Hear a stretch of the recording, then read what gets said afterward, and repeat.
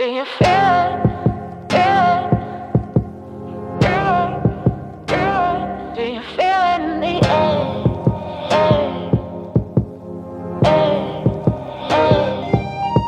Do you feel it? Do you feel it? What's good, y'all? My name is Tony. And I'm Sid. That's all. And That's all you, babe. I forgot it was me next. It's fine. It's fine.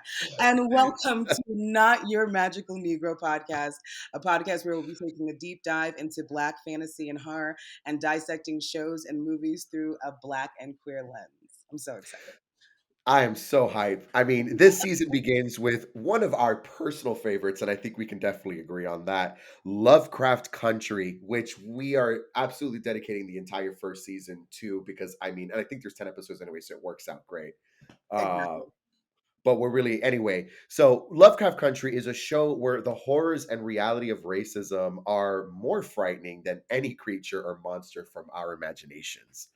And Uh yeah. just to put out there, like, if there is any way to go ahead and enter a fucking season, there should be Oh a my god. master class taught I'm to no, but every yo, but like G silly shit though, like a master class. like I'm every like, college. yes, no, absolutely. I Like want to learn. Teach me. that was Because incredible. That was incredible. Yeah, like that opening, and I've said this to so many people. Lovecraft Country, and for all of our listeners right now, in my opinion, top fucking five shows of all fucking time. Like I'm that sorry. show really fucking did that. And there were a few real good contestants, I will say, but Oh, for Lovecraft sure. Country, I think just oh god, you can just tell black creative minds were behind this. Uh-huh. Which I know we've talked about this, Sid, but I mean, listen, girl, I was thrown off by the fact that it was a white author. I did not expect that because I was like, I felt hoodwinked. I felt bamboozled and lied to. I was like Um, this, but this show just felt so black. How? Although there were a few instances that felt a little snowy, we'll Listen, say, but we'll talk we'll about those. definitely get into, but I also feel like the same way. It was I when I found out it was written by a white guy, I was like, I'm not sure what's going on here because how I feel and what you're telling me is two different things. But then I Yeah. also realized there were so many black creative minds that were Mm, also a part of the creation of this, which made it mm. a lot It easier. felt more authentic. Yeah, no, And which you'll makes me see the no, go ahead. authenticity throughout the show, 100%. Yeah, no, But like over and you over again. said, I mean, even from the music choices, woof. from even the soundbite narrations that they used at really just beautiful moments just in the show that just went so well. But it also kind of threw me off that it was a white author as well. And I mean, I have not read the book. It's actually in my Amazon cart to read because I do want to read it and kind of see how it holds up with the show. Because just to like go further on what you were saying, I also felt like it was the themes and the things in which the subject matter was. Mhm. I honestly didn't expect that to be a white author. I mean, especially when you're painting white people in the we'll say historically correct context. you Um, know, well, well, this is why I will always say there is white people and there are people who happen to be white. And I love that. and the white people have no problems benefiting from a system that oppresses other people. Sure. And Yeah.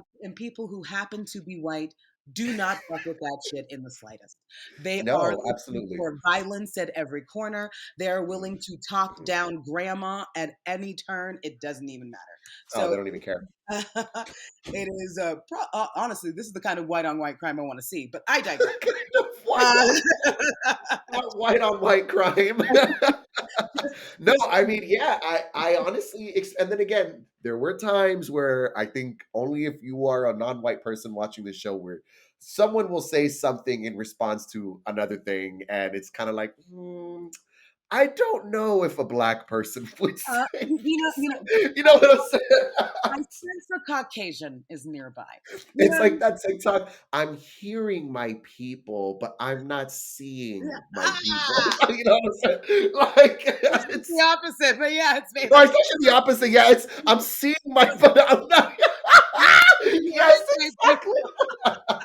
No, I'm seeing my people, but I'm not I'm not hearing my. hearing Yeah, them like a black man from the South. But okay, so you know what I'm saying? Oh my god. so episode one is titled Sundown, which sets Mm. the tone for what we can expect and goes to show how racism is a horror of its own, especially since it's a real one. Yeah. I mean, we're introduced to our two leads, Atticus, which he goes by Tick, and Letitia motherfucking Lewis, as Journey Smollett said, played by the amazing Jonathan Majors and Journey Smollett. All right, so why don't you take us on a recap, just for the audience, real quick on the first episode? Okay, so episode one introduces us to our heroes and the terrors they will be facing this season, both human and monster, but which is more terrifying? We journey with our leads through sundown towns and the horrors of Jim Crow to find our own conclusions. Tick returns home because his father is missing, and Letty is back Mm. in town, much the contempt of her older sister Ruby. We gonna talk about it. Contempt is a good word for that. Played Yeah. by Wonmi Musaku. By oh my god, what an amazing actress Oh she my god, what a performance. No, I nails mean this. incredible. She was in Oh this my other goodness. horror movie that I forgot to I I haven't have it in seen my it yet, Netflix. and I Was know yeah, exactly no, and which she one you're talking yes, I haven't seen it yet and she fucking killed it. But anyway, I don't want to sidetrack too much. and everyone comes together to travel to a place called Arden, Massachusetts, and the place Tick's mother is believed to come from. So, just to go ahead and open the episode, and I really love how episode one begins because it's like It's a when I pretty say they solid grab you, opening. That they was grab you. Okay, yeah. so we have Tick having some kind of flashback. We feel like, and he's fighting in this black and white sepia of old until we see a flying saucer and an intergalactic octopus monster who's about to kill him until he's saved by Jackie Intergalactic Robinson. octopus monster. Yeah, did you hear what I said? Okay, cool. So that was just the opening of the episode. And again, the juxtaposition, because of course he wakes up from this dream. You would think, thank God, but unfortunately, he's only to wake up in Jim Crow at the back of a bus that Don't breaks forget down. he gets saved by Jackie Robinson. Yeah, bruh. I don't know if you mentioned that. I didn't catch it, but I mean, let's not Like, forget that it feels fact like too. I'm on shrooms. Like it feels like someone It was on really did. shrooms It when they really, did really that did. whole thing. Um, and he wakes up from this dream, and he wakes up Yeah. basically in Jim Crow at the back of this bus with this. God, take me back to the dream. I think I'll take Tentacle Monster over Jim Crow. Uh, I you know what? If we're gonna be honest, it sounds better. Like it really does. It really does. You know why? Because it's gonna be a one and done, you bro. know, Like it's the octopus monster's just gonna fuck my shit up, and then that's it. But Jim Crow is really, I mean, that's generational. You're gonna that's go through this, generational. and the That's children go scary. through Yeah, it. Like, nah. How about you yeah, give it one more absolutely. time? And that's also one of the things that I think really made this show for me because let me tell you something. Out of all of the supernatural frights that we got from the monsters towards the end, which we'll get into, to the interdimensional tentacle monster, um, all of the scene where he is being followed by the police officer across the border to get out of the sundown town, that was scary as fuck. Every single moment in the show where and that's something that the show I think just really does amazing. That's what I really loved it because it was really showing, yeah, this is stuff you should be afraid of, monsters and all this other kind of thing, but the very real, ugly, violent reality of the racism and the era in which they lived. Now It's true. that is horror. That is horrifying. I mean, And even look at the name of the first episode, Sundown.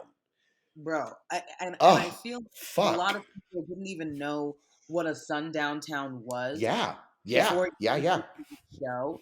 Yeah. I feel like again, people don't realize how important media is because Mm-hmm. we have such a failing school system that people didn't know about the Tulsa massacres until they Yeah. saw Watchmen, the TV show that came to HBO. Yeah. Yeah. Like, let's be And that's real. a failure. It's a fail. I mean, this is why again. it's not critical race theory. Like this is It's actual not a theory. real. This is not a theory. This is real history. There's nothing theoretical about this.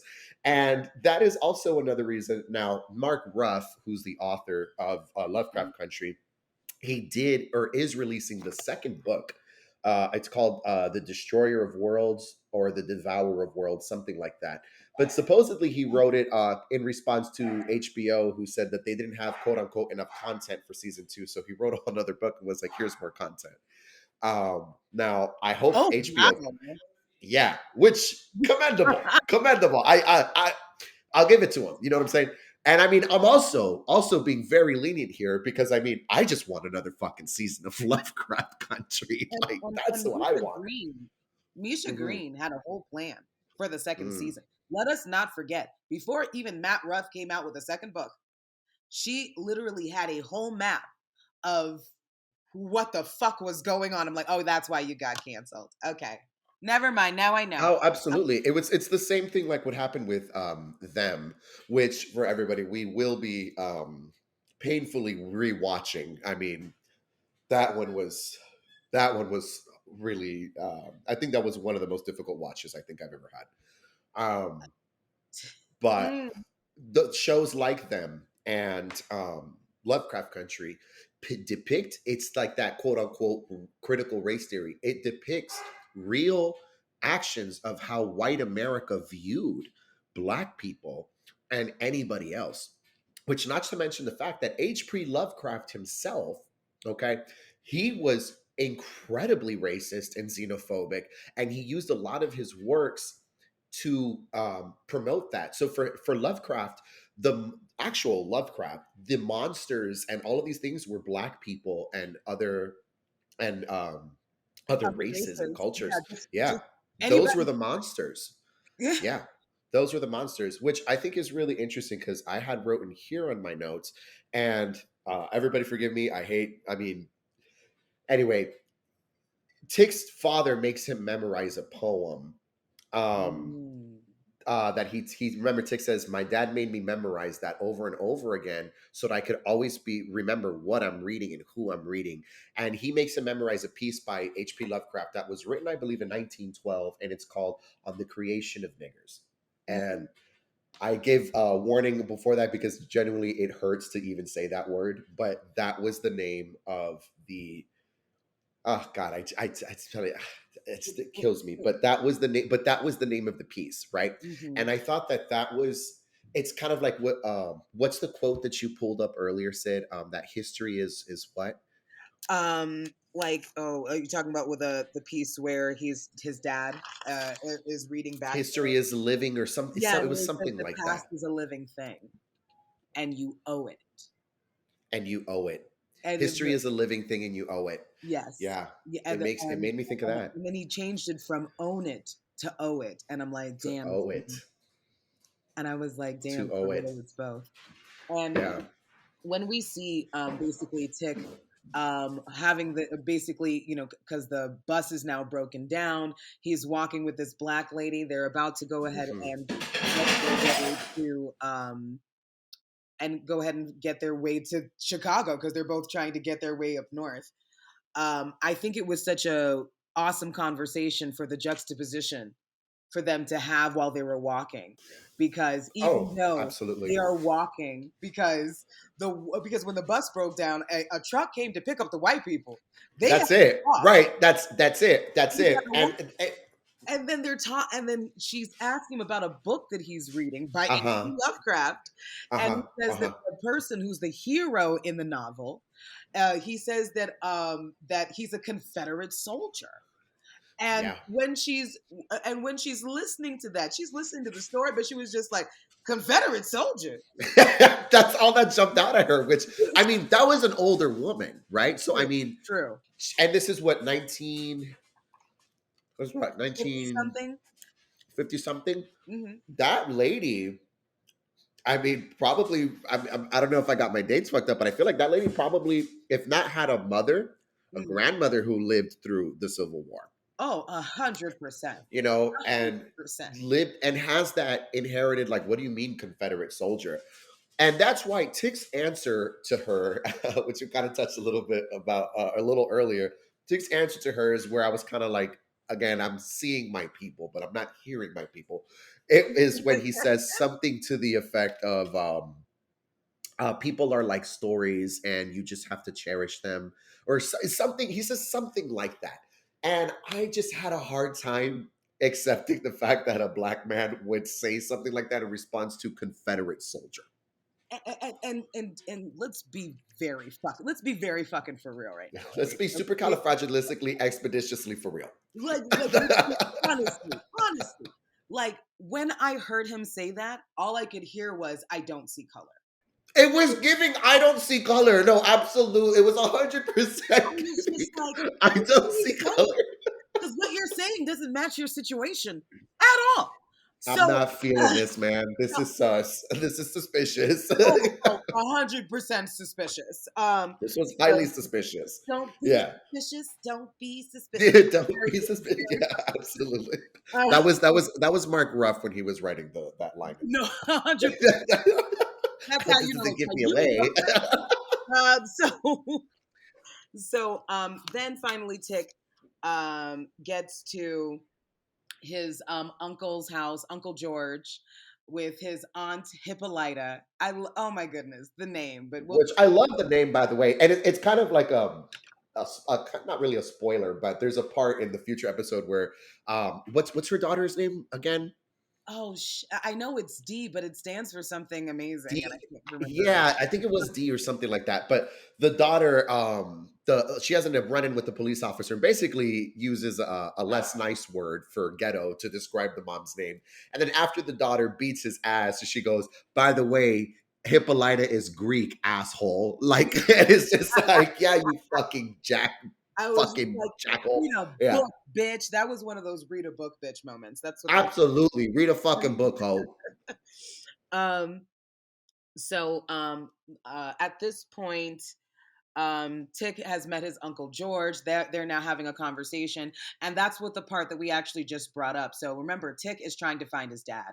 His dad has been missing for about 2 weeks. He is going to Uncle George trying to get information and says, so he wrote me. And let me tell you something. Obviously, if you've seen the show, you'll see why later. But I now, for the second time or the third time that I'm watching this, I see Uncle George's face drop as soon as he says, "He wrote me," and then I'm just like, "Damn, why are you so nervous, partner?" And then he says, "Oh no," he says that he knows where Mama's people are from. And then he starts to read the letter, and that's when he says that the past is a living thing, and that you owe it. My God, that fucking quote! It was an awesome line. Wow, yeah, it really was. And let me see. And also that he has a secret legacy and a birthright that has been kept from him. So he says he wants Tick to go to Lovecraft Country in Arden, Massachusetts. I don't know if anybody been to Massachusetts. That's a very racist ass place. I hope you know where you're going. That's all I got. I actually haven't, and I have. Well, I'll leave that aside. But yes. Know where you going is all I gotta say. Right. So then we get Tick, and again, let's take a moment to give it up for the music choices. We enter Tia. Yo, whoever came up with the music choices deserves their ass ate from the back, bro. Doesn't and I'll do it. I'll do it. Like it's like from the back. Listen, from the back. I'll watch it for you first because I know how sometimes it was the timing and just the way that they interwove. It wasn't just the music choice. It was the timing in which they used that music. And I mean, again, I'm going to flash forward to episode 3, which is honest to God, I think one of my favorite episodes of any show. I think of anything I've ever seen. Yes. But the one where they're doing an exorcism on the house, when they chose to play Shirley Caesar, Satan, we're gonna tear your kingdom down. That combined, again, it was the music, but then combined with the visuals, and then also not just the visuals, but what was happening in that moment. Like, it's just everything. Just, oh my God! Like, I was not just crying, but I was literally frozen in that moment. Like frozen, like just fuck me, bro. Like frozen. I'm sorry, Sid. Go ahead. It's Oh, like that. It's full the blown. No, music no. choices. Yeah, Episode 3, yeah, yeah. full blown goosies. Like that is not even Full a blown, question. full blown. And we're definitely gonna get into it in way more detail later. But again, Tierra Whack is what they ended. I'm gonna be now. We're gonna be now. I was like, oh, Yeah, when they're all hopping and skipping on the street, we're like when they're like playing with the water and like yo, yeah, it was just so fucking it was. whack, yo. It really was though. Like it's like I wanted to be there. Like I don't know. Like it just seemed like yo that Like was where's the like double yo dutch, bitch? Like I'm ready to be the double dutching. Yes, yes. Yo, you fucking took it back. Yes, with the fucking double dutching and all of that. Like Listen. it's so oh fuck. Well, and here's another thing too. And another reason why I was just such a sucker for Lovecraft Country is I am a hoe of period pieces. Yeah. Specifically, just aesthetically and visually, the time periods of like the 50s and the 60s and the 20s, and the 30s and the 40s. Like that whole little chunk, like I love those time Why periods. you like these painful ass times? Aesthetically, I do. Like just visually, it's just It that's what I'm saying. Like, and that's the thing. That and thank you for being on because that's what takes it back. And I go, oh well. I listen. When I was younger and I wasn't aware, I used to be like, I was born in the wrong generation. Like I should have been born in the 60s. It's like, no, fam, you did not want to be born in the 1960s. You know what I'm saying? So that's what kind of snaps me back to reality. Because and honestly, painful confession here. I mean, I was Alana gay for a long time. And I used to love her visual and her old Hollywood aesthetic, but now every time I see her in that, I'm like, it's giving Jim Crow. Like I'm like, I just can't. I think of what you would have been in 1960s America, and it makes me not like you. Like that's just what it does. I feel bad because I'd be doing that too, but that's another thing.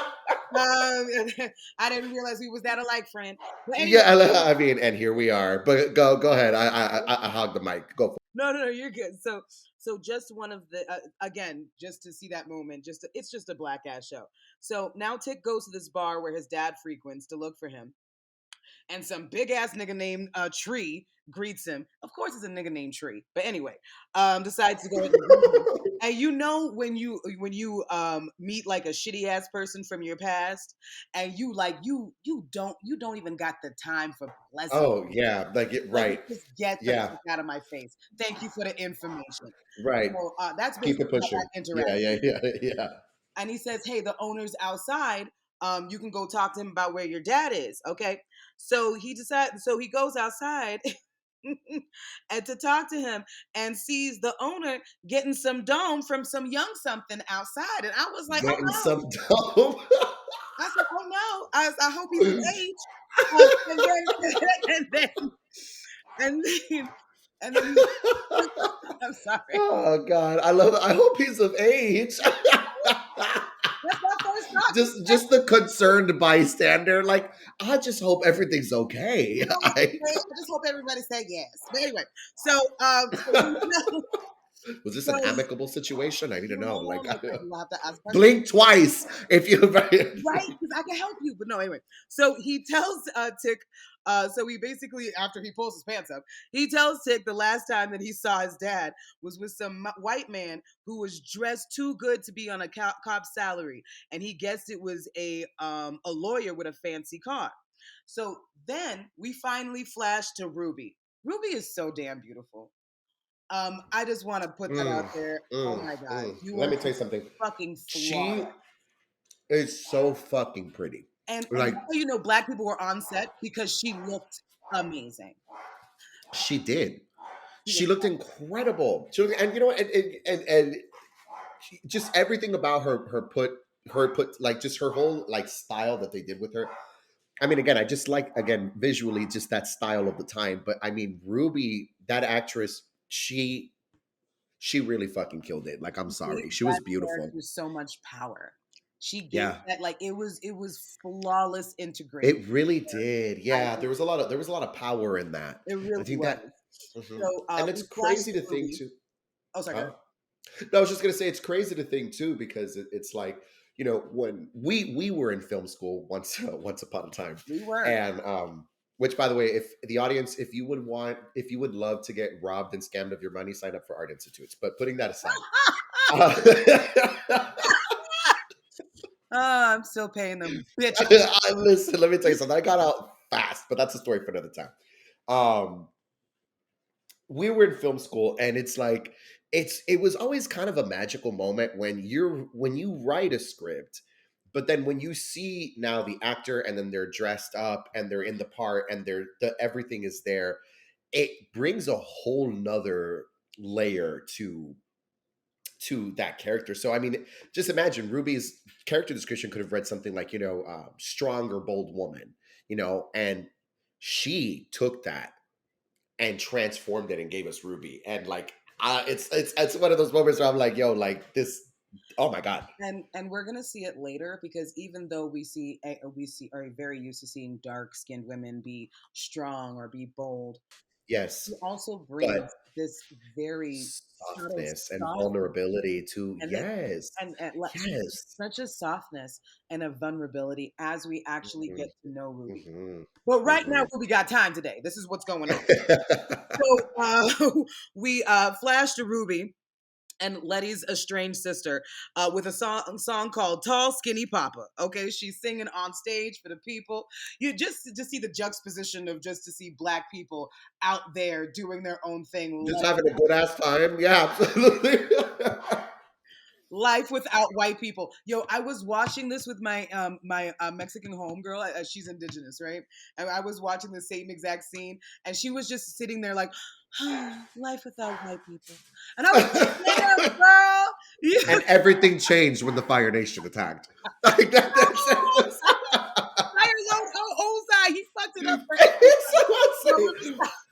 Ozide was clearly a metaphor for white supremacy, but I Exactly. mean, We're I not mean, gonna let's talk just about Fire Nation I'm not mad anymore. about that. I mean, listen, I I've decided. I mean, anyway, continue. We'll get to Avatar eventually. We're gonna get into that one day, okay? Please keep it for real. So anyway, so we start with a song called Tall Skinny Papa. So we've known for all of our Mm. days tall skinny niggas be laying pipe. But now we're skinny. Yo, You know what I'm saying? but why We're is doing this that for though? men. Damn. Like, where do they learn this from? And it's crazy. The moment tall and skinny, you just know he got a big dick. I You but I just will know say he got a big if dick. they're too tall, the inches go other places, not the place where you would want Mm. them to. I've Well, seen it. damn. Yeah, it's another story. But anyway. So, I digress. I'm sorry. This is a different show. But anyway, so next thing you know, Letty comes out of the crowd. Hey, I'm here now. And she basically has a song request, a whole lot of shaking. And now you can tell Ruby got a deep-seated issue with Letty.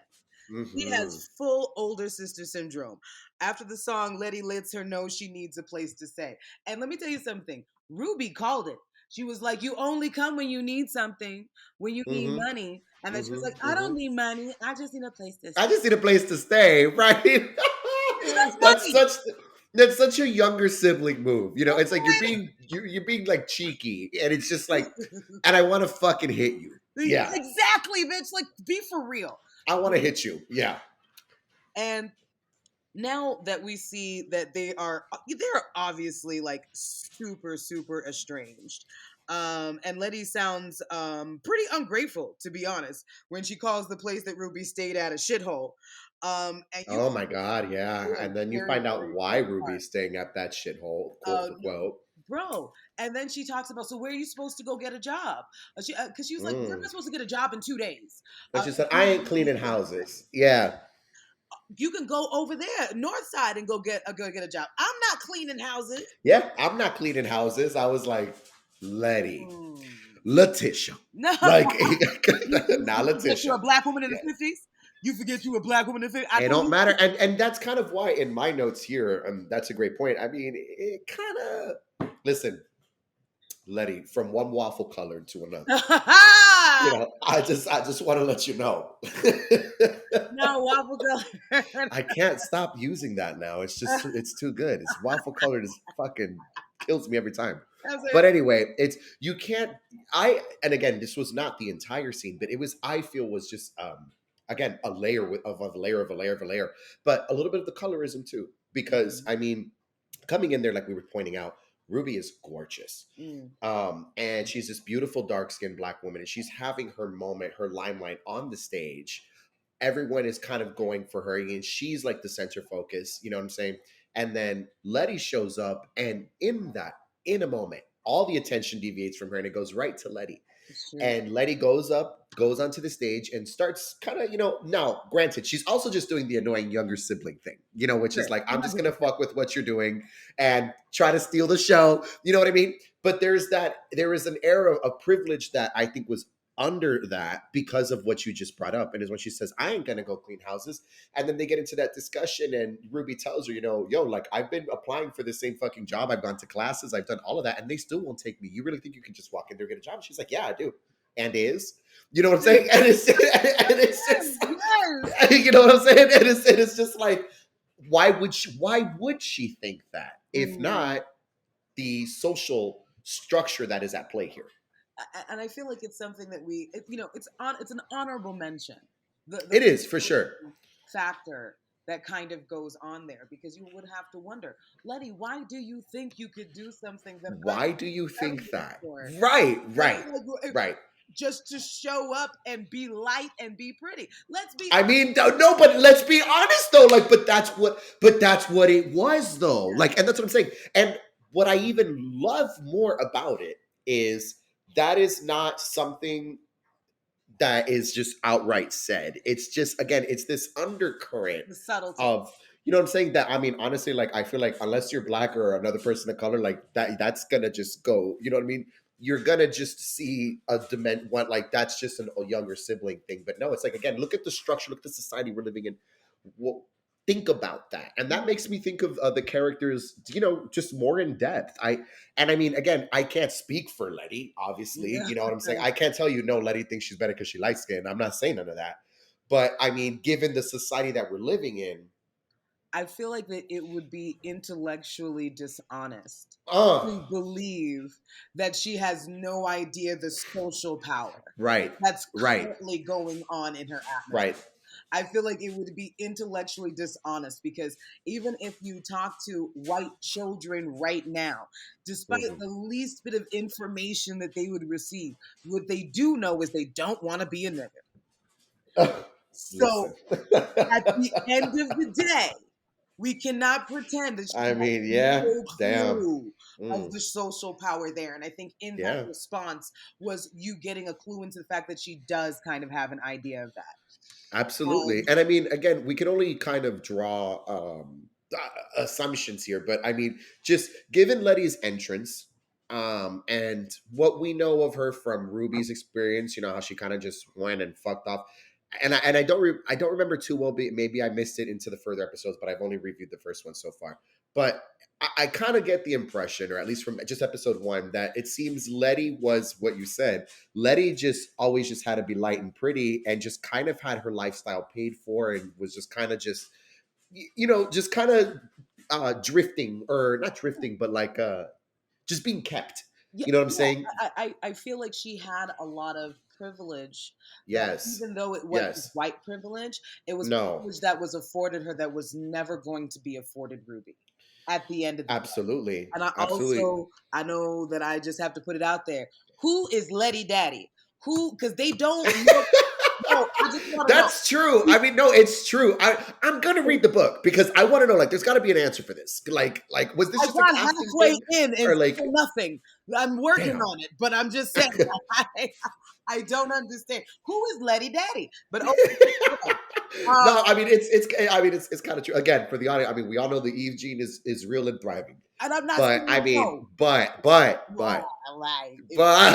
like, is there? Did he look like? Oh my God! What was his name from P-Valley? The other waffle colored. Corbin. Like, it was like, did her dad look like Corbin? Like, was that kind of like situation going on? Like, I just want to know. Oh my goodness. I'll never forget when Mississippi said, all that light skin and you still can't pass. And he said, somewhere. I will never forget. I love when Uncle Clifford calls him half nigga. No. Not even half nigga. I was like, oh shit. Yeah, not even half. I was like, yo, this is God. I can't wait till we get to P Valley. That's gonna be Listen, when we finish this season and get into P Valley, it's gonna be fucking lit. Um, but yes. So, and basically, let's be real. She only gets the 2 nights with Ruby, and Tick and Uncle George are about to leave under the guise of a guide trip to go find Tick's father. So at this point, she's like, "I'm gonna ride with y'all. My brother house is in the middle." Basically, is what's going on. Okay, let's be real. which. What is that again? And then what does that kind of tell you about her? I mean, it kind of seems like Always I get to can. If escape. not just that, but she cannot handle discomfort, right? Which Ooh. shows that she's not used to anything that's uncomfortable. You know Mm, what I'm saying? Like, oh, that shithole, like that tells you what? That means obviously she's has been staying in nicer places. it's true. If again, assuming just by the dialogue, and I can only, and again, I'm an author too. So like when I'm thinking of her like a character, and because she is a character, you know Yeah. what I mean. But and the reasoning that I would put to that, and I mean, just little things like that to me imply that she was living somehow this during this time some type of privileged lifestyle. One that you said was never and will never, unfortunately, be afforded to Ruby Hmm. because of whiteness for two different reasons. Whiteness just being racist towards anything that is even remotely black, but because again Ruby's dark skin, Mm. you know, as compared to Letty, who is more quote for quote palatable, Yes. you know, to I mean, it's true though. It's true. It's like I forgot who said it. I think it was in a clip that Aaron sent me once, or it might have been you actually. But a woman, it was the same woman who did that video where she was asking the table of white ladies and she said, "Who here would want to be black?" Oh shit. And they all started to go, "Yeah." And so she said at the end, "When your blackness is a weapon, you are never unarmed." And that shit right fucking there. You know what I'm saying? And it's Blackness. sad. It's the sad Blackness. reality, and that's what I think that was what we're seeing too with a little bit with Letty and Ruby. 100%, especially seeing that Letty is just more palatable, and the fact that we can see that Right. Letty is there is very it's very easy for her to escape to different routes, just like you said, not be Right, uncomfortable. right, And I feel like she and uses it as a vehicle to do such. absolutely, and I mean, and not for nothing too, though. But who wound up being the love interest? Mm.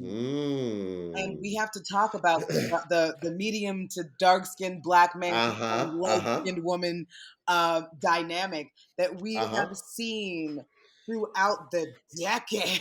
Yep. Yep. Whether it's Yep. Martin, whether it don't matter what the fuck it is. Yep. We have always seen that, so we also can't pretend that they don't also fall into that category as well, because that is a palatable relationship. Absolutely. It's a palatable relationship. Yeah, I know. Absolutely. And I mean, I don't want to hog the moment here to just talk about, but that is one of the things that I chose to deliberately do as well, especially when writing the second book of Here, is the love interest. Her skin is described. I describe it as sable. She's very dark skin. You know what I'm Mm. saying?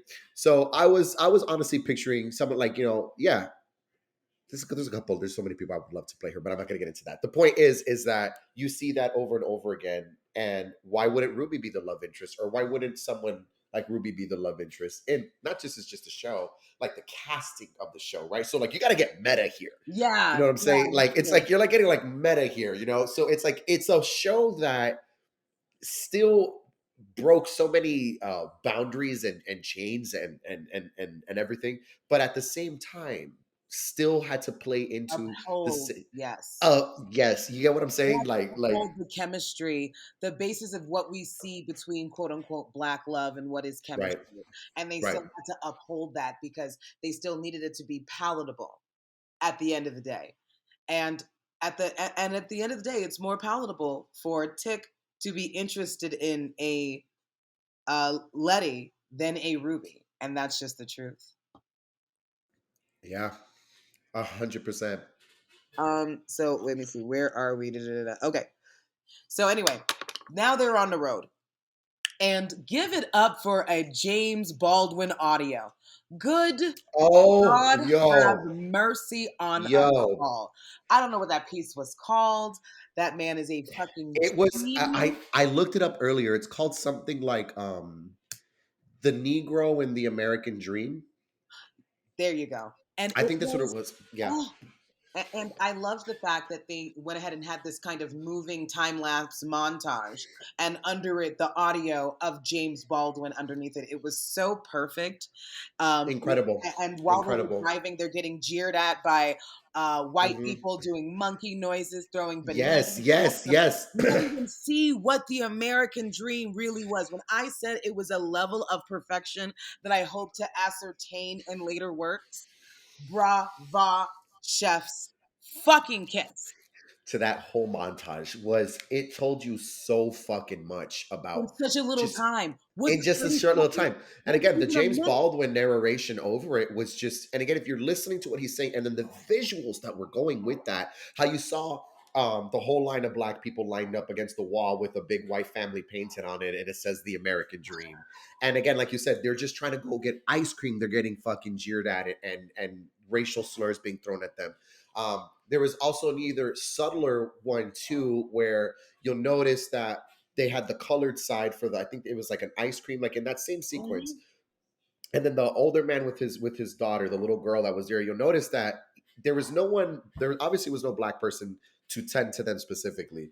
So you saw the one white worker just tending to all the white people, ignoring that entire side. So that even thing of just having to wait, who even knows how long until this white person gets tired of you and finally acknowledges you and then takes your order. You know, it's just, it's so many subtle things like that. And again, that is what very quickly shattered my uh dream, not dream, yeah, I guess dream when I was of like Idealism. 15, or idealism better of that time period, because it's like aesthetically, yes, the music, yes, like all of that. But again, I can't help but put myself in that time as I am now. Mm. And Woo. yo, like that would have been me. You know what I'm saying? Like that would have, I would have been that would have been hell. That would have been Mm. miserable. You know what I'm saying? So it's that is what again destroys the idealism of that for me a lot. And Lovecraft Country is one of those shows too, where again it's, you're so more often than not, you're only seeing time period pieces set in things like the 50s and the 60s from white people. So it looks fun, it looks popping, that shit looks lit, like it looks live and like all this other shit. But then now we're seeing the time frame or the time era from the from our perspective, through our Mhm. eyes, through black and colored people of color. And that was that in America, was that the American dream? Ha! Like Child, please. you know, that was that was was that something again something. and it's an echo, yeah, yeah. And to and I'm sorry I passed the mic right now, but I think it's just an echo to the whole MAGA thing. It's like make America great again. And the Ooh. question I've asked, and I'm sure we've all asked as black and brown and people of color, when was America ever great for us? Like, do you have a year?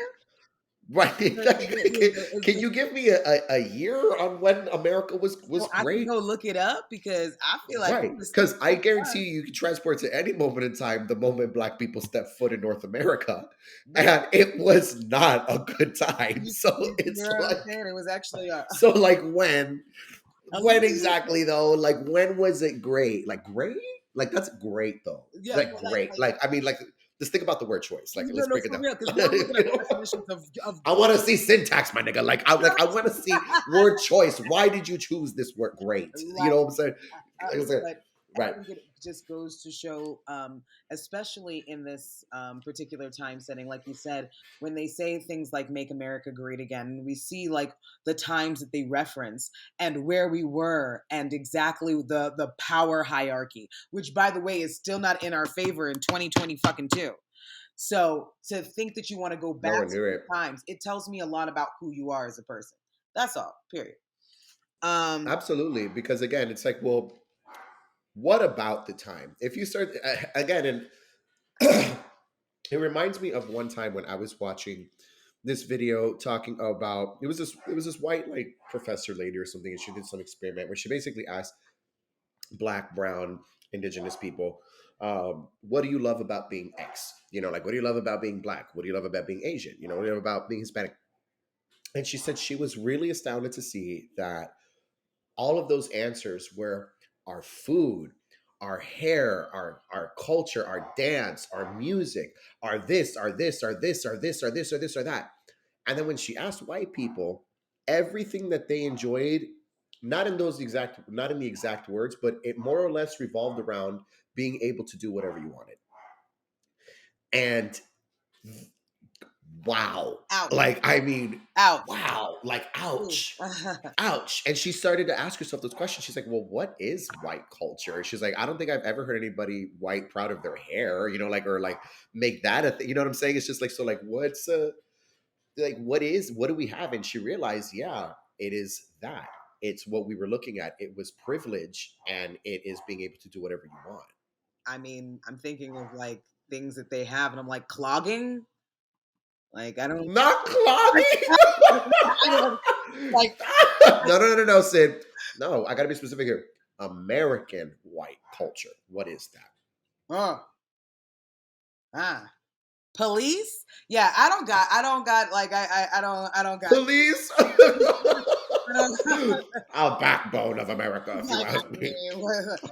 slave catchers. But yeah, backbone, yeah. I mean, But oh yeah, of course. that was I was being sarcastic. I just want to bring it up. yep, Just because anybody takes the same. It's not Blue Lives Matter over here.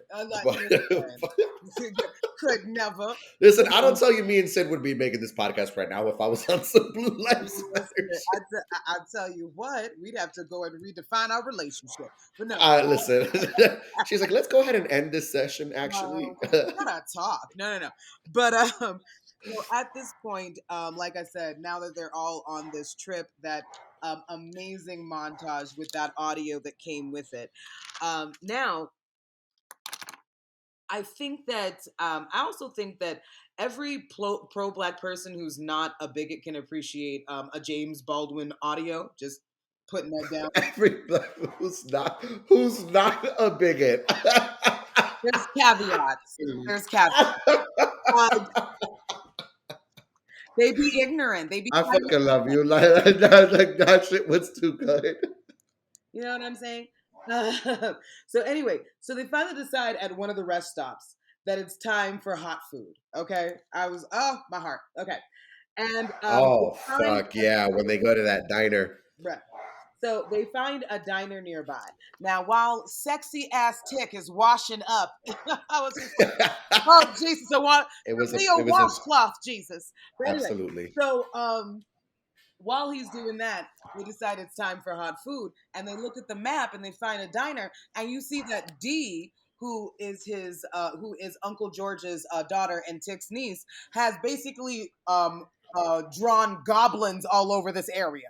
So Tick is like, I don't know if it's a good idea, like maybe we should not. But of course, Letty's like, well, if I have to vote, I want hot food. So now we're going to go get hot food. Okay? All right, this is what's happening. I was just like, what the fuck? All right. So, and just so you know, I feel like we also have to explain Uncle George's business, much like the Green Book. The guidebook was basically... Oh, I had that in my notes too. Thank you for bringing that one up. The Green Book. He was basically a pioneer. He was basically going to dangerous places to make sure they were safe for Black people to go. And so Dee, as his daughter, this amazing artist, would go ahead and basically draw where the danger was. So why the fuck would you do that, nigga? This is your job. I was upset.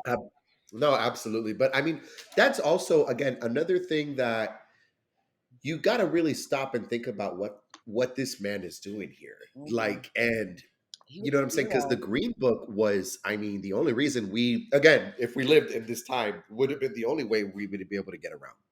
So, I mean, to have to be that person that essentially goes to uncharted places and really puts yourself at risk to see if we're all okay to be here. I mean, again, the fact here, and again, this is where the horrors of the reality of racism are just so much fucking scarier than any monster we have seen so far. It's so true. And it's like, and again, why? Because it's fucking real. Like, that was something that was actual fucking factual happening.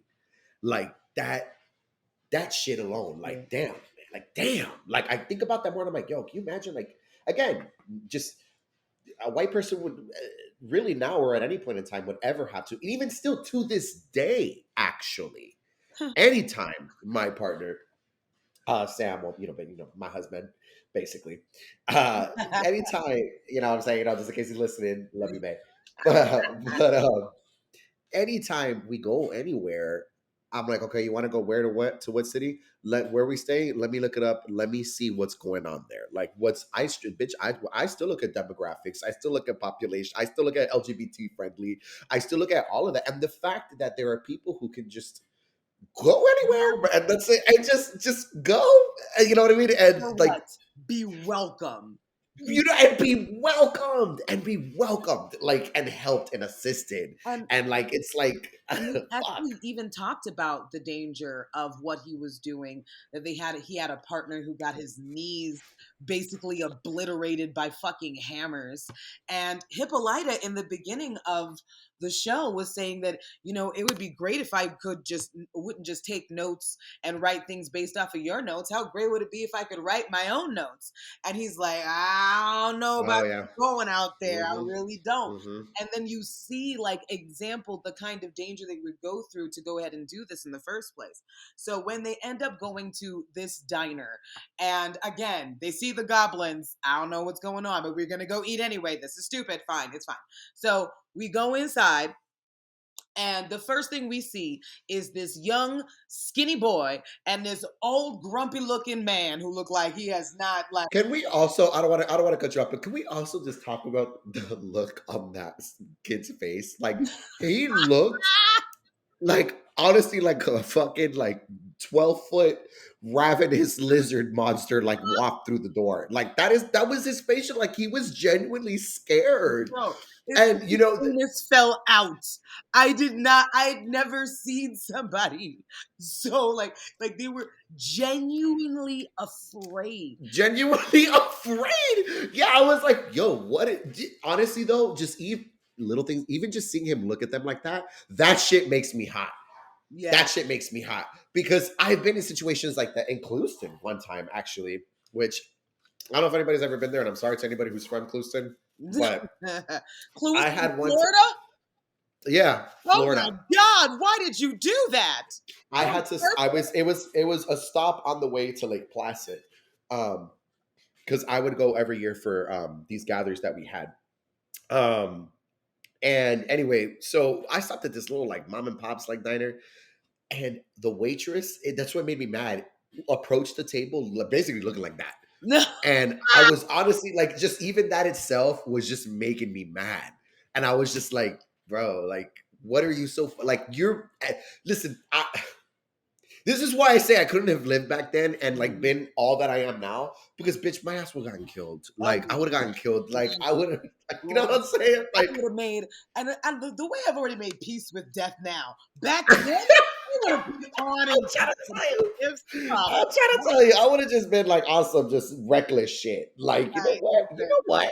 I would have kept a cyanide pill just so you don't get to hurt me for real, bitch. Like, that's who I am, okay? Oh, like Olivia Cook in that. Ooh, stunning. Like, ain't nobody gonna end up torturing me, bitch. I promise you that. But anyway, now listen.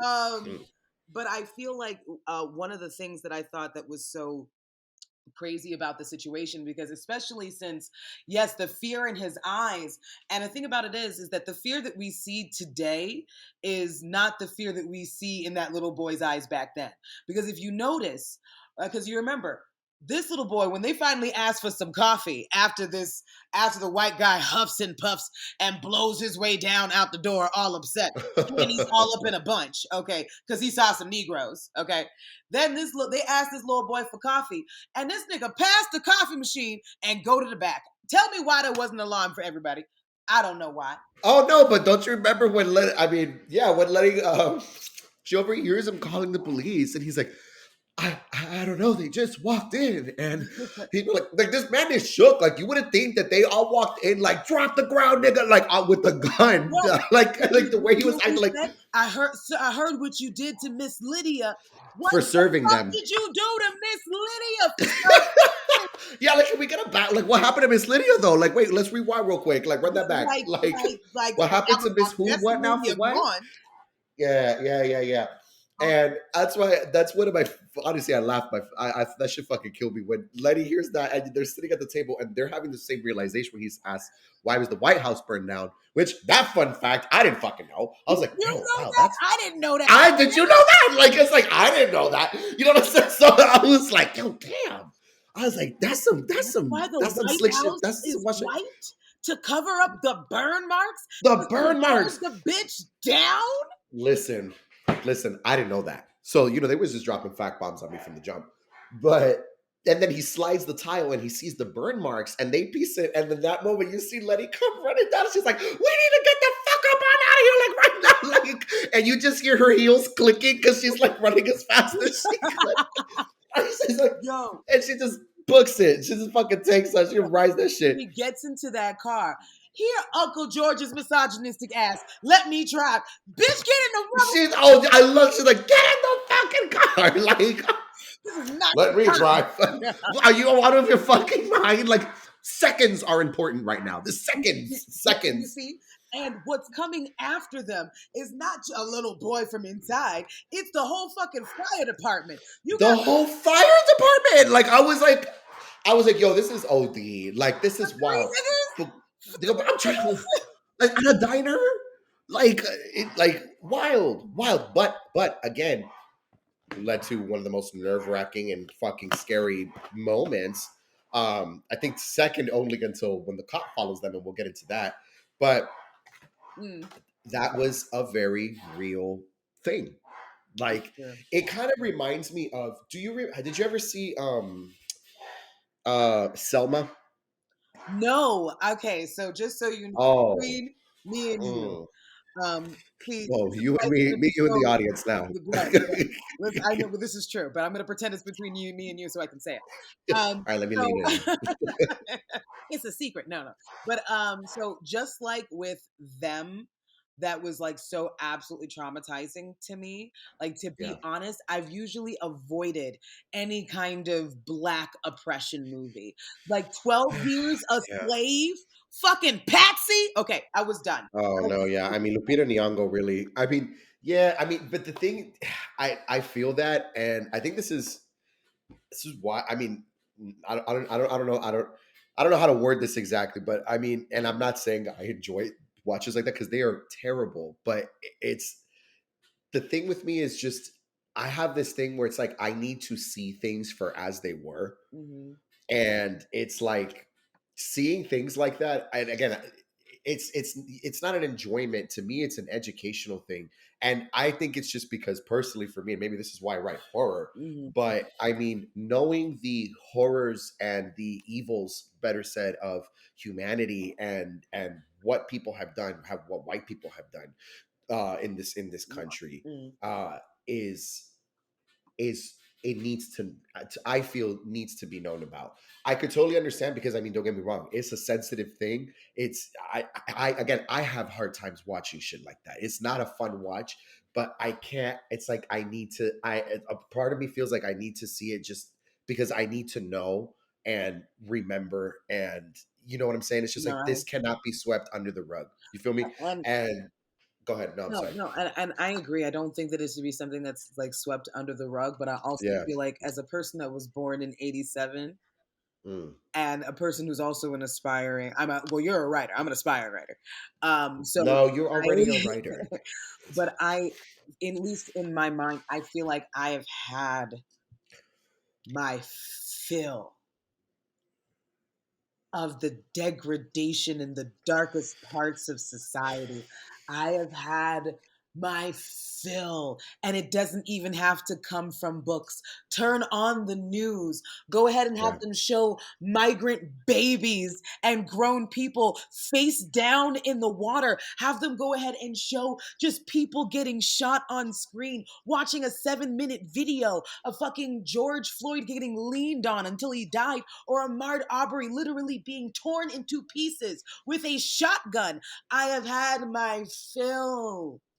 My imagination can officially take over. No, and I mean, I can't. No. Listen, that was from the, like, I mean, that shit's from the heart. Like, I could feel that from here. But I mean, and I can't even. You're right. I mean, there's nothing to argue about. I mean, because it's not an No, it's not argument. even But an argument. I you feel know, like no, that's what I'm saying. It's not even an argument. But it's like What I'm saying is like everything facts. Everything you're saying is just a fact. Like I can't that lived experience and then having to see it again. Like listen, I completely understand that. I really do, and that's so. and there's nothing wrong with watching it. I would never tell anybody, oh, if you're watching it, like, oh, you fucked up or you wrong, because listen, that's ridiculous. That's just dumb. I mean, again, it's why are you watching it though? That's the thing. It's just like if you're watching it because like you like seeing that, like that's the very fucking different. reasoning, I think, is really It's where very different. it It's very comes into different. play. Like, what Yeah. are you watching it for? I honestly feel like the lot of the black oppression or like TV shows like them, that I feel like them should have been No. shown to white people only. I didn't need Listen, that flag. no, but honestly though, like, and it's wild because again, that's an example of just refusing to see, refusing to take an honest look at yourself. It's true. You know what I'm saying? There And are people that that's white people that refuse to watch them because you're like, you're just gonna absolutely, try and show us in a bad light, and I'm just like, absolutely no. It's not a bad. The thing is, it's not about a bad light. It's about historic, right? It's like we're setting a time period, and guess what? In this time period, this is what was happening. And if you don't like that, then listen, I completely understand. Like at the end of the day, it's just like having to. I mean, it's even weird with myself as like being like Afro Latin, right? It's like I also have mixed with Spanish, and so it's like it's hard to like know that you also in ways come from such a bloody and awful history. You know what I mean? So if I have to do that emotional labor, there's no reason why you should not have to, or better said, why you are not capable of, I should say, mhm. of doing that same emotional labor and looking at history objectively and looking at this and being able to acknowledge, you know what, this is fucking terrible.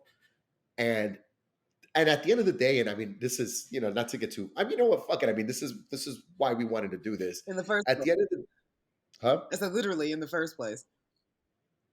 Yeah, exactly. In the first place. So it's like, I mean, at the end of the day, if you cannot objectively look at something, uh, I, I like I don't even know what to like. I feel like there no discussion can be had. So for as long as you didn't continue to deny, is when no one can move forward because there's no acknowledgement. And at the end of the day, what I was getting at is there are so many things that there's a lot of you and I can bust out a list right now, and I'm sure many other black creators and politicians and just black people as a whole just have points to make. But there's nothing that they could really do that will remedy what was done, right? It's like there's no real like, okay, we do this and that's it, it all goes away. Oh, race is There's done now. Thank you. you know what I'm saying? It erases what was done now. The reality of it is there's no way you can do that. You can own it, talk about it, and then figure out how to now really and truly dismantle this and undo this. But that's only going to come from a place of really wanting to do that. And so, as long as you continue to deny or ignore, you can't even have a discussion because you get what I'm saying? Like, there's Absolutely. It's like putting a band-aid on a broken bone. There's right, pus. right, No, for real. right, yeah, There's yeah, pus. There's gangrene. Shit's falling off. Shit's turning black. So we're like, oh, just wrap it up in an ace bandage. It'll be okay. No, sir. right, right, right. No, sir. Shit is Yeah, falling yeah, off. yeah. We should talk about this.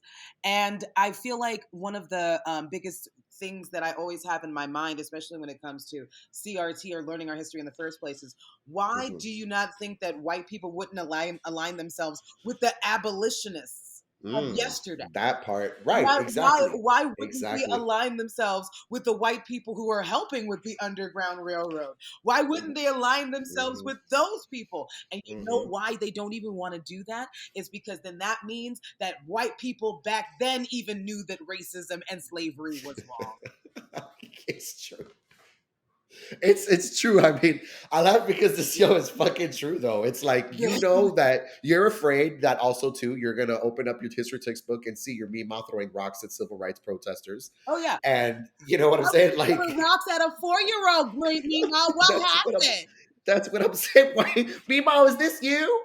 Why was you throwing rocks? Like that don't seem very You nice. know what I'm saying? You know, like, And that's why that old bitch right now sitting there in Sunny Isles looking at a small black boy in the corner of her bedroom that won't leave her alone until the day she fucking dies. oh, It's yes, all I remember you told me that story.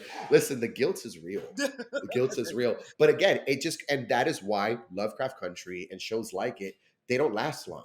They don't last long because it brings such a discomfort to the white collective Yeah. ultimately that I feel like a lot of them just would rather not see it just because they don't want to face or again see themselves in this situation, which I mean is kind of a gleam of hope in a way because it's kind of like you deep down inside know that this is not right. You know what I'm saying? If you feel guilt or shame, Uh, the only reason that I disagree with that is because they've known and this not is coming entirely, for but go a really ahead. long time. You know what I mean? They That what happened? What happened? What happened? No, I was gonna say like the only reason I have pushed back on that is because they've known No, that go ahead. they were fucked up for a really long time. They know No, absolutely. Oh no, fucking hilarious. 100%. 100%. 100%. And that gleam of hope that I talk about is not one that I think that they're just going to reach down and find right now like a Disney movie.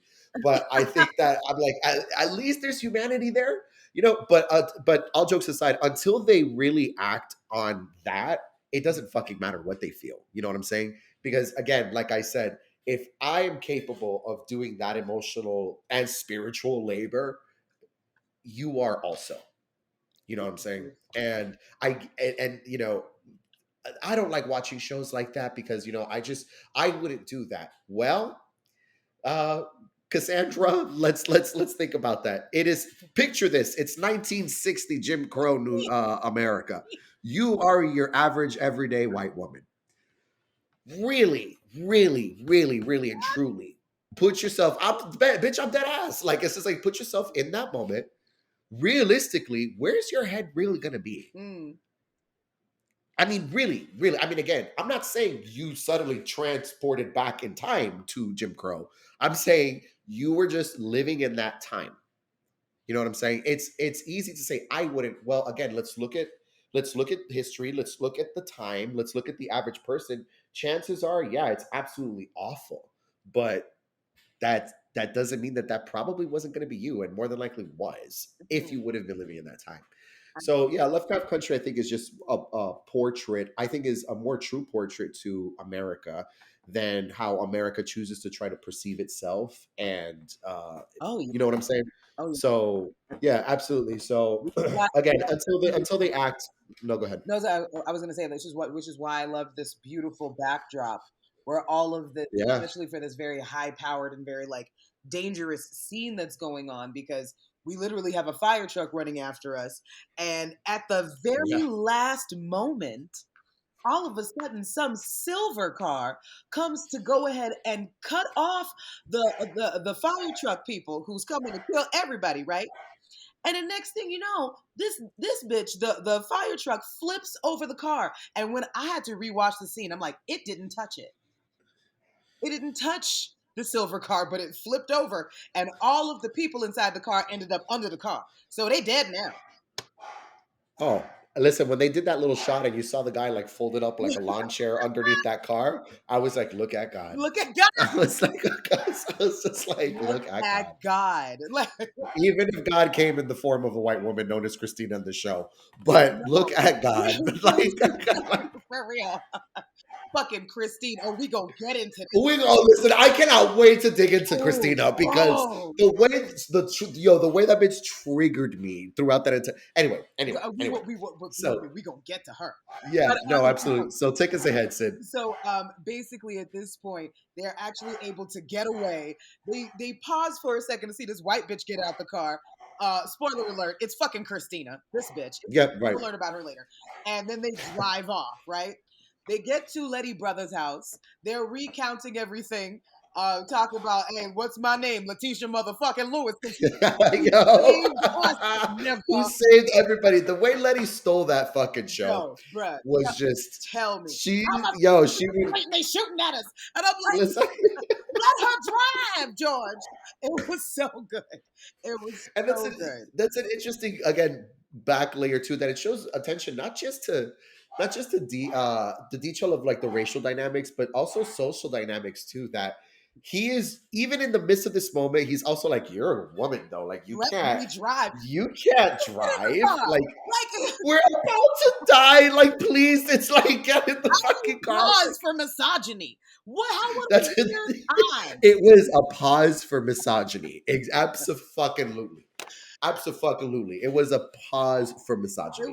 And it was just kind It of like, was so good. Like, especially they're coming together at the dinner table, they're talking to the brother, they're getting more directions to go ahead and get to Artem. Now, then they out, George and Tick are outside listening to Letty and her brother go at it. And what we know about Letty is basically her mama had a funeral that she did not attend. but she did not attend. Okay, Yeah. let's be honest. Yep. And Yep. just so you know, the brother is chocolate, Ruby is chocolate, Letty is light skin. Who is her daddy? It's okay. So anyway, I gotta. Oh man. Don't tell me the So milkman. we suddenly see, I guess, Letty, you know how black people be. Letty walk outside with her suitcase and put it in the back seat. I guess this bitch is going with us. We're not even going Right. to talk about it. Right. Just let it happen. Just let it ride. Nigga, we I don't mean, it's just therapy. We weren't there yet. Anyway. we went no, by far. Go ahead. Yeah. So anyway, they end up driving off, and again, now Tick is getting real frustrated trying to find this one particular road. They go ahead and they peel off into this one brushed area that's off of a dirt path. And Letty and Tick are outside the car. They're here trying to figure out where they're supposed to go. And who come rolling up but the popo? Not any kind of popo. 1950s popo. I'm talking. God. We gonna hang you on a tree today. I want And to he eat said your that. skin for dinner. Like this And is he where we said are. that. And he said that. He said that. He said, had this been, I forgot what county, it would have been my sworn duty or my solemn oath, something like that, If he to caught hang them each of peeing in you. the woods, if I Would have had caught the caught being the you yes, peeing in the yes, woods, it would have been being in my the woods. sworn duty to hang all Yeah, three of you from that tree over yonder. yeah, I was like, yeah. oh, so this is our introduction. Right. Right. It's like, wow. But again, that is the reality. And again, mind you, look at the time period. That's not that long ago. It's not. How many cops really have changed since then? You know what I'm saying? So it's How many cops are just generational? Oh, my daddy was a cop. My generational, granddaddy right? was a cop. Exactly. What is it? Right. Which Come means, on. if we're looking at this now, that means if we're here in 2022, that means this cop, if he was alive, his son would probably be in maybe his 50s by now, with kids probably around our age. Yep. That's So not proud, that boy. is But yes. that is a stone throw, bro. That's just a stone throw. It's just like that is That's right only one there. generation away. That's really one away. How much has changed? Bro, not fucking enough. You know what I'm saying? That immediate aggressiveness, like instant aggression, which obviously, as we know, goes further back because they came from being overseers and slave the catchers, the and whites slave who came catchers, before and slaves. They would pay them yes, to be able to absolutely. look after them, to go ahead and also incite all I mean, of the I want to correct ourselves.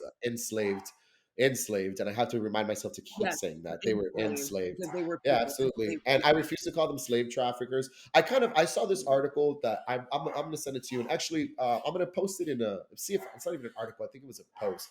Either way, I'm going to see if I can find it and post it for everybody to see, maybe on Instagram.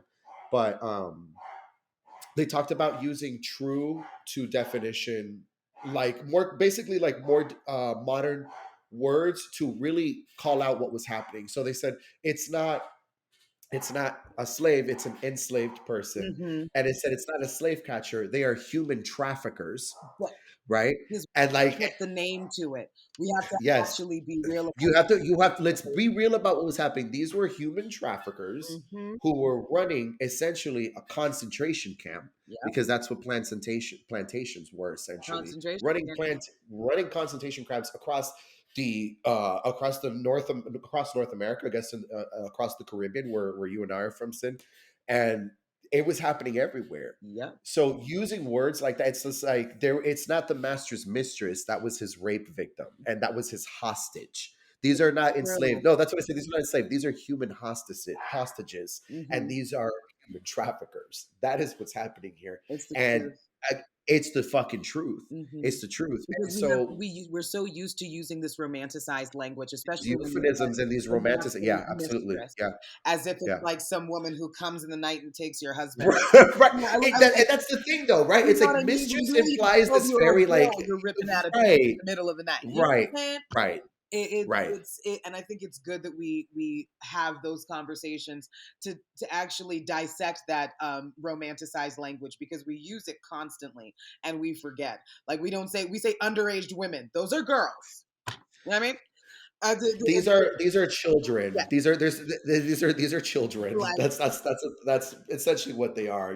Like, uh, so again, we have to stop using these polite, politically correct pleasantries. terms. Yeah, like try to be overly PC about it, but think about it in that kind of a sense. And so, anyway, you're looking at now the 1960s, which, you know what, when I just want to be in particular Like about the year. what It is the year was that? 1950s. We've Yeah, been saying the six. I think we've said the 60s a couple of times. I correct ourselves. The 1950s, right? Mm-hmm.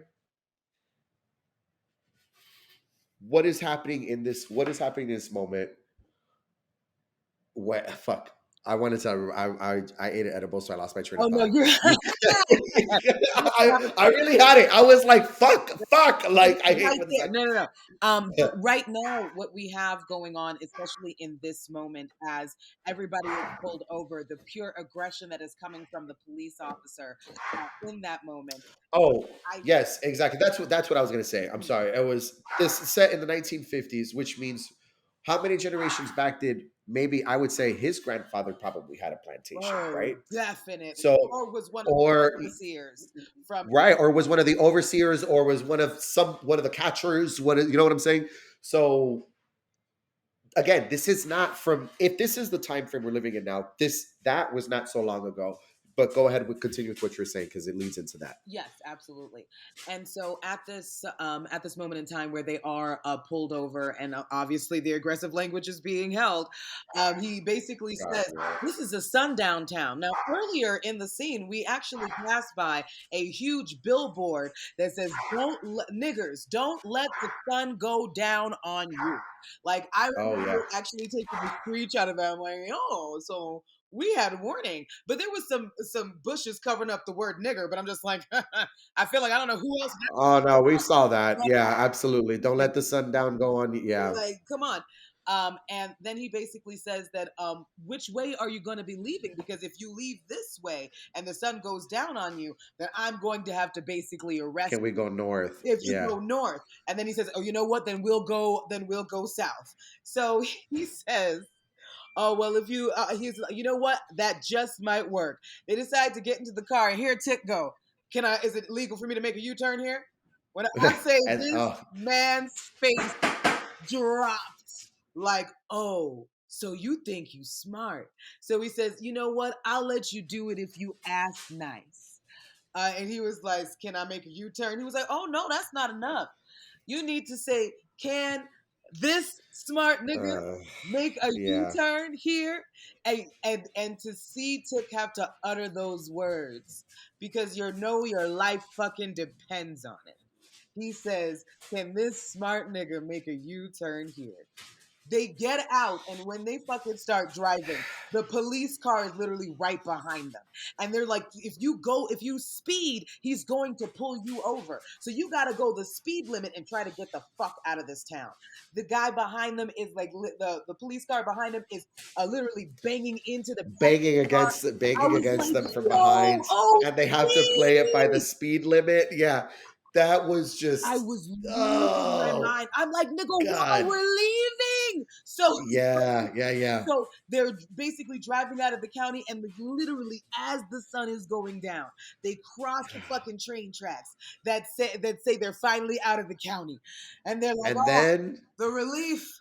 Oh my goodness. Just for them to look up, just for them to be on the other side to waiting. see That 3 fucking police cars, and I'm like, nigga, they was never gonna let you go. they were never gonna They let you were go. never That gonna was let too you easy. go. It That felt was like too such a easy. Okie doke. I feel like any black or brown person watching that shit was triggered as fuck. Oh, absolutely. Listen, the first time I remember watching that, I just I was like, yo, I was like, you gotta be fucking kidding. Like, I was like, yo, come on. Yo, that was honestly, it's a lot easier. And I use that term lightly, watching Lovecraft Country a second time around after some time of not seeing it. But at least I still remember enough that certain things happened. But there was nothing like the first time watching it Ooh, where I was genuinely fucking triggered. Like the way that show was constantly triggering me was yeah. just it was wild. And it's just the heart. Listen, I don't know. I mean, I'm sure I was gonna say I don't know what it is. I'm sure we know what it is. It's because you could feel the hate. But let me tell you something. That hard ER and Ooh. just hearing that, just hearing Over the and way they over and throw that over. over and over, and the way they throw that is just Like on some it's like Tarantino it shit. Like, hurts. God. It hurts. Yeah, it hurts. It does. Like it's because you could still. It's still such a venomous word. It You know what I'm is. saying? It is. And but yeah, so I mean, and that's one of those shows again, that one and them, and just having words like that just thrown around just so often and so casually and just still also hatefully at the same time. Yes. Anyway, it's just so it's like you said, they were never gonna let you go. Yeah. And it's that's the scary part because why in real life would that have gone any different? Literally.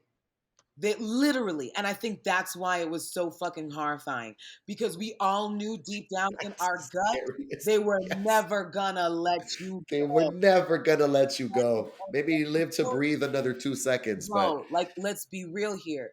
So, as soon, obviously, now they're ripping them out of the car. Now they walking three niggas through the woods at night. I was like, oh, nothing good happens after this part.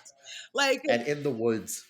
And in the woods, like it's just like you already know. I mean, you see them with their guns already, like what they were gonna do. And it's still just and the way that they were even that is taunting them. terrifying. Or Yes, oh, yes. so I Ugh. already know how this conversation's gonna go. If I ask what happened in a burglary across the street, you'll say I wasn't even in town then. Nigga, he wasn't in town then. Like, what do you want? I know, I know. What do you want? It's like it's just further psychological fucking with you. Bro. And then when he finally basically lines them up all on the fucking ground, all you see is fucking flashlights on their forehead and guns on them. And Tick is like, listen, you can go search the car if you want to look for stolen goods. And I'm like, nigga, that's the worst thing you could have motherfucking said. Yeah. Ah, And it sucks. It's even worse because it's like, yo, Tick is also a vet. So yes. Ooh, and fought for your and life. And this is yeah. how Yeah. And I remember when Tig says something like that to I think Letty or I'm not I don't remember who he was talking to in that scene, but he says something like my dad it was when he was gonna get interviewed by a reporter and he said that his dad already said that it was embarrassing enough that he put his life on the line of a country that doesn't give a fuck about him. It ooh, was going to be even worse that he would go on and mislead other black men to go ahead and do the same thing. And that shit right fucking there, I was like, yo, I was like, this is so deep. Yo, this is so deep. I was like, because I mean, fuck me if that is not the fucking come gospel on. motherfucking truth right Come there. on. How do you Come go fight on. for a Come country and you on. can't even sit in the same fucking diner? How do you go get your shit blown to fucking pieces? PTSD for the rest of your fucking life. God forbid whatever sexual abuse that you suffered at the hand of white officers that you was never going to be able to talk about. Like, are we being fucking for real right now? And you still can't come home and eat at the same diner without getting lynched? Yep. Yeah, yeah, I can see. Again, it blows my mind how there are not more black It's yeah, it's and again, it's it's like a delicate. I feel like it's like a delicate thing too with that as well. I know people who have done it in my family, and the sad part is that a lot of it just feels like entrapment to me, because it's guys. like they at this point they offer you the most basic things. Oh, well, sure, your education, housing, and a job. It's like, which should just be the fucking bare minimum for absolutely everybody. But the only catch is like you basically have to sign your life away. Hmm. And I mean, again, I want to be very careful here because I mean we're gonna be airing this, and I do want to be careful. I'm not saying or trying to be disrespectful to uh, people in that situation, because at the end of the day, I still feel that this is a very it feels predatory to me, and that is how I feel about it. I'm sure they'll have their own ideas on this, and again, I'm not trying to shit on that, but to me, the whole thing just feels predatory, especially under circumstances like that. Go ahead, Sid. I know you're about to go on. No, no, go ahead. So to That's be yeah. perfectly honest, like Tony said, the things that the military offers are things that should really just be human rights. If you grow up in Sweden, these are just things that you fucking get. And you I mean, don't my have to God, go ahead yeah, and risk your life to go ahead and receive them. Now, this isn't to go ahead and shit on any veteran whatsoever. There's a lot of people that have joined the army out of necessity, and that's literally who I'm talking to. And this is why Tony says it's predatory, because they go into the poorest neighborhoods with the yeah, people with the lowest grades, the people who, yep, not because they're not smart, because they're not showing up to school, more than likely because they're trying to fucking feed themselves. And now they've got an yeah, option not only to feed themselves, but also to educate themselves for free. You are living in an intellectually dishonest life if you believe that there is no kind of predatory system that is set up to make sure that the poorest among us are the ones that are going to war. And that's just the truth. You do not see the senators having their sons on the fucking front lines. Let's be fucking real. Um, and I also want to say it's true. that It's so fucking true, though. I'm just for these black and brown people to go ahead and Yep, walk around on these fucking campgrounds, Fort Benning, Fort whatever, and all of the Fort Morgan, all of these places either used to be plantations, used to hold slaves, are named after Confederate fucking soldiers, and you've got black and brown people walking around every day completely numb to it at this fucking point because they got to make a yeah, fucking check. Why? Because they do yeah, this out of fucking necessity. yeah, yeah. And I mean, let's not forget all of the medical experiments that they were running on black soldiers during those time Tuskegee, periods as among well, many too. others. Yeah, yeah, absolutely. So it's like, it's again, and this is just who I am as a person. Honestly, it's like I have to take an honest look at things, and you gotta be real. Like, take a moment, even if you don't say it out loud for a little bit, but in your mind, in yourself, you got to take a moment and be real about something. And that's what that is to me. So it's like, consider these things. That's all I'm saying. I understand it creates like, and it could create an inflammatory response in somebody, but when all of the emotions are simmered and everything is, and all of the emotions are gone, sit with that and Yeah. ask yourself, And I think that it's and really then be real. important Yeah, that black and brown people in yeah. general have to look at the fact and look at our history and see that when we are going into the army, we're literally going to places to go oppress more black and brown people. It's a fucking cycle. Mm. And they It's literally literally Black bring us Panther too, food like the movie. so we can eat. I listen. If you did it to go get your bag, I completely understand, and I don't fault you at all. But all I'm saying is take a step back Right. and just look at it. That's all. Or look at it. Look at it. You know what I'm saying? That's Look at it. And yeah, that's all. all. So we'll we'll carry on from that, because oof, that was we went deep there. We really Uh did, but yeah. No, but I knew this is why I was so excited to do this, because I mean it's some true shit. yeah, there's so much, But go. there's just so much to dissect. But Yeah. so anyway, like I said, everybody is oh, I'm so scared. I'm so scared. As soon as he said, please, you can check our car, and he was like, oh, this smart nigger here. And I was just like, Yeah. oh Yeah, yeah. God. We're God all gonna fucking damn die. it. And then Yeah. suddenly they hear some shit in the woods. That's not them. I'm like, what the fuck is what is that? It's like it's the Amazon No, like what is this warriors road? coming to, I don't know what the hell was happening. It was a But weird ass noise. and then they find the guns start to move. You know what I'm saying? Now the threat isn't like pinned to the ground. They start Yeah. to move around the guns. Like, what the fuck is that supposed to be? And yo, when I say out of nowhere, like it feels like it happened in seconds. All It of really a sudden, did though. this man's all of his torso is gone. it's gone. Like he's Yeah. just Just rip, legs that fell just over. legs and hips The and body, body, like no body. Yeah, it was literally that. It was yeah. like, and then of course, us being us, the niggas start running. But then Uncle George, Oh, I just said, bruh, come on. if I run first, I'll find out why I'm running later. Do you see Like it's just like all I'm what saying I'm is saying? just Oh, the white people are scared and not of us. We gotta go. we gotta go. That's bad. Like, And then of course, ow. damn Uncle fucking George, he fucking Yeah. he fucking slips and falls. Yeah, but God bless Uncle George though, because I mean he did have his kneecaps busted in. So the fact that I mean he was still keeping up as much as he could, like You I know got what I'm saying? Like he was that doing is a sheer lot. willpower. That is will to survive. That- Like you're really just bouncing on the two shreds left over of your kneecaps, Yeah, and you're he's still still just hobbled in after. You feel me? But he's under like the flashlight. So whatever's going on, it ends up passing over him. Letty and Tick run down to this abandoned cabin. They go ahead and get their asses in there. Fucking the other two cops, of course, because they see where the niggas is going to. They just figure we know where to go. They coming in after us, and then they shoot the fucking shotgun through the door and basically make their way fucking let themselves in, right? basically let themselves in. Now, one of them of the officers has been bitten really badly, and he's not looking too good. You feel me?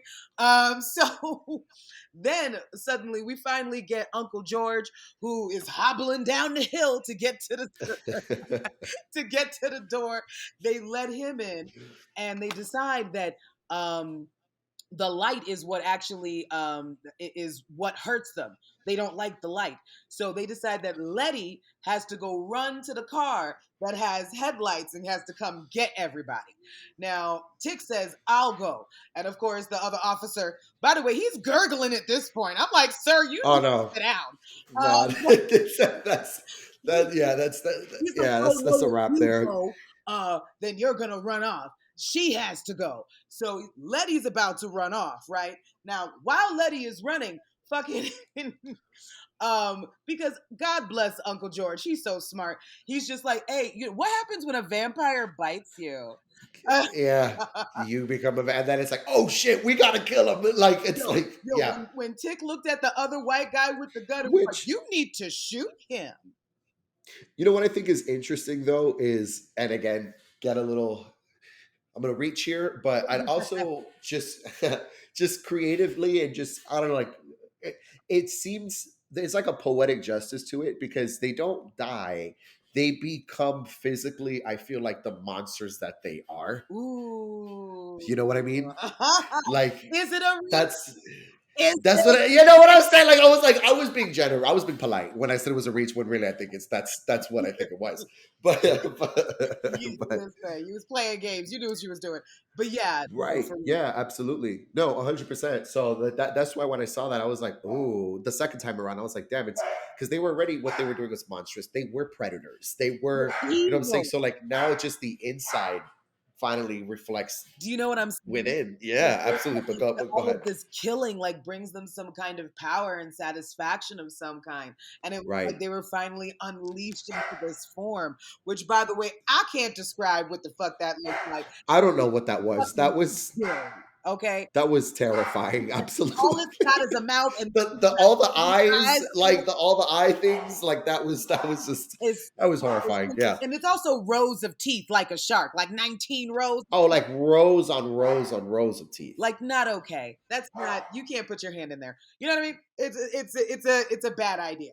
Now the other cop now fully morphs into this thing, and of course because the other white cop wasn't listening, he gets his torso torn off by the newly turned vampire. Right now, Right. there's no gun to go ahead and shoot this nigga with, but thank God for Letty, who comes crashing through the door with headlights on and everything, and this nigga jumps out the window like the monster just crashes out the window.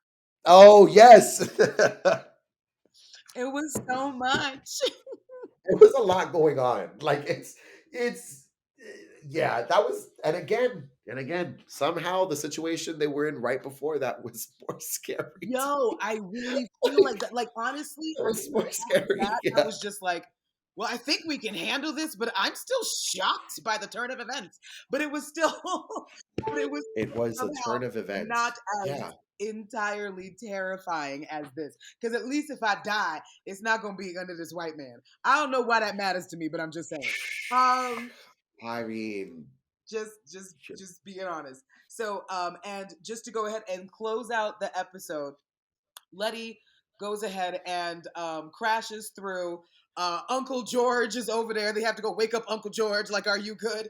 And they basically have all of these flares because now the whole cabin is surrounded by all of these fucking monsters. It looks like there's like 20 of those motherfuckers outside, and only Yeah. 3 of them. And suddenly, like, just when you think that they're nearly not gonna give a fuck about these fucking flares, right? You like this? These flares is not gonna protect you, bitch. And, Absolutely not. And and like, what happens when they run out? Like, those shits are not going to burn forever. like, Like, these things are getting dim, and it's getting like I'm upset. these shits are getting dim. Yeah, exactly. Scared, Like, right? it's getting dim. Listen. And then we hear a whistle out of nowhere, like calling puppies. And all of Yeah. a sudden, these bitches disappear. Okay. All right. And then they walk in. It's now the sun's coming up. They're walking covered in blood. And they get to this mansion. Where the fuck did this mansion come from? But there's now this mansion they're walking up to. They knock on the door, and this very good looking white boy says, "Welcome home." We've been expecting you. Yeah, yeah, yeah, yeah. And the He says, episode closes out. I was like, nigga, they don't goddamn. Ah, shit, they gonna die again. I thought they escaped. it was a wrap at that. But yeah, watching that again, I was like, oh fuck. There's nothing more ominous and foreboding than a really, and listen, I've said this a lot. Listen, I've said this a lot of times. And actually we've talked about this quite a few times in this episode. But I will say listen, those like kind of like the more backwoods racism. Yeah, that is scary, absolutely. But really, those blue blood, like Ooh. high society, like old money, like type of white, like that, like the ones that Get Out, like Terrifying. them motherfuckers. Like I was like, they are scary. Like that's how like I'm about to be put in a dungeon. Like I'm like it's gonna be on some crazy weird Oh, shit. Like it's gonna be it's like on some crazy weird shit. like you're gonna be waking up and they're eating my kidney with fava bean Chianti. That's Do you see what what I'm I'm saying? saying. Like, And you're no. still conscious watching it happen. Yeah, absolutely. It's very much giving that, and that's why I was just like, oh shit, because I was like, that is fucking scary. Oh damn!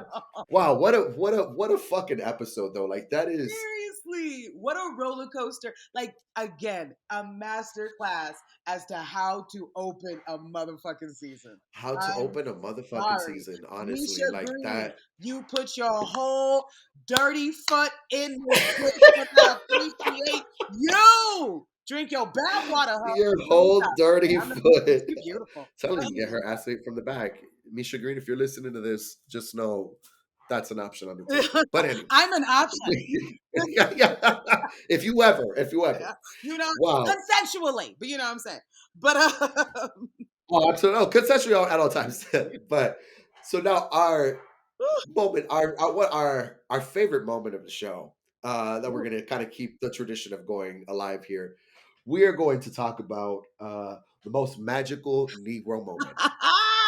So, all right, so out of everyone in this episode, it doesn't have to be the whole season, just in this episode, who do you feel had the most magical Negro moment? I mean, to be honest with you, I feel like Uncle George is the magical Negro of this episode. Yeah, And that's on everything. Like him yeah, with all of his books and his yeah. knowledge and just dropping all of these little things, especially when Tick said, like, why is tell me why the White House is white? He's just this wealth of knowledge. Yes, absolutely. Yo, yes, absolutely, exactly. He tells you exactly, like, yeah. So for me, Uncle George is, which by the way, I really struggled with this, but No, I did. I really thought about this one, like, because there's some moments that could kind of, but overall, oh, Uncle George, 100%. He's you know guiding them what, through. He, like, you know what I'm saying? Like, regardless of the fact that they're 100%. protecting Uncle George's knowledge Yeah, is protecting them. 100%. oh, 100% agreed. I mean, this is how I know that you were the best podcast host I could have possibly hoped for this, because we do genuinely think the same. Because honestly, after all was said and done, I'm gonna have to give it to my nigga George. Yeah, Like honestly, like he I'm like, I want to say he really fucking did that. I even gonna hold you. Like honestly, like running on busted kneecaps. Like you know, like if that is not fucking magic, like I don't know what is. I don't know what it is. I was like, I had to remind myself. I was like, this man is really sprinting for his life out here. bro. But then I was just like, damn, wait a minute. Was his kneecaps busted? Like, So I was was it him who got his kneecaps? Because he that's what I'm saying. So I was just like, you know what? And then, like you yeah. said, he's always coming in just clutch, just absolutely A1 every time with little gems of knowledge. Like you just, I like that shit about the white. Again, I don't know that. Like I was shook. I was like, damn, he even got me with that one. Like so. Overall, and I mean the fact too, which I think is just scenarially just kind of magical, Mhm. is the fact that he was charting a map. Like he was helping to chart maps by going into unexplored places and Yes. taking like these kinds of risks, which to me is just fucking magical You're and a hero. ballsy. Yeah, And no. you're a hero. You're a fucking hero. Like honestly, talk. You want to talk about unsung heroes? No, Talk about the people who were making these maps. seriously. The fact that they put themselves in so much danger. The Yeah, books that those people could actually write about their real lives. I can't even think of how many times they almost died or where they lost people. where They they didn't lost always people. come Yeah. home with the people they left with, and that's the truth. And I And feel that is like, the scariest part, right? bro, and I think that this is something that we have to not only give it up to them, but to also see the Green Book writers of today, the Black queer people who are traveling the globe, letting us know where it is safe to go. Like straight up, like I literally follow them, so I know that when me and my homies land, we not gonna get lynched to some shit. Like straight the fuck up. I It's something we mean, still have to do. That's a sad part of it, I mean, but it's just basically more from something people are writing down and have to be like cartographers to TikTokers. That's literally all it's yeah. changed. It's just the venue. The venue. You're right. Yeah, I mean, and that's why I can't even. Again, I had no intentions of arguing because that was my answer from the jump. Well, not from the jump because I really had to think about this, but really, I was like, you know what? It's Uncle George for me. Like, No, 100. I Agreed. mean, Letty definitely came through on some real pivotal moments. You know what I'm saying? Like, Listen, Letty Letty really was came the through. Like, runner up. no, like she was the only runner up. That's what I'm saying. So it's like, She was the for only me at runner up. least, That's true. for me, Letty was the only other runner up because I was just like, yo, that shit with the car. Like, I was just like, yo, that those moments, or when she came out running down the hallway, Tell the God. running on the heels like that. I'm like, you know what? Like, I was like, that is. I was just like, All I heard was the tapping, yeah, the tapping, the clicking of her heels. You can tell she's running as fast as she could, and she's just bruh. like, let's get out of here. And she driving in heels too. You know she ain't got time to kick. You know, you listen, she ain't got the time. So I just listen. That was a very close honorable mention. Miss Letitia Lewis herself, honorable mentions, but I'm gonna have to give it to Uncle George. Agreed. 100% agreed. And oh my Definitely. goodness, we have just come to the end of our very first episode. Yo, I can't believe we made it this far. Wow, my voice cracked. I feel like I'm like 12. I was like,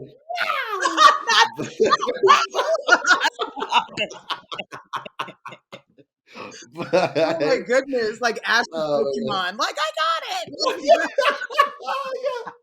Yeah. Some Pokemon shit. it. But damn, yo, like no, we really came to the conclusion of this last episode. And I mean, I'm actually pretty happy. I mean, I think this was a great discussion. Yes, I think this was absolutely. everything that we were intending for this to be. And again, because we're going to be talking about very delicate matters here, okay? I do want to put this out there just for the sake of it. If you are offended by anything that we say, anything that comes up in this podcast, make it a discussion. All right. So if you want to point something out and you want to try and you want to have a discussion of something, we are just I need you to be intellectually honest. And until you can do that, then there is no discussion. But so I mean, I just wanted to put that out there. It's like, look, if you want to talk about something, we can talk about it. But Tony's so much nicer than I am. Like, really. All right, Sid. I mean, I guess I'm seeing the good cop, bad cop here. Go ahead. Go ahead. I can see it because honestly, as far as I'm concerned, y'all can go suck your mother. I'm here to discuss shit with you. And honestly, I'm very responsive to actual like intellectual discourse.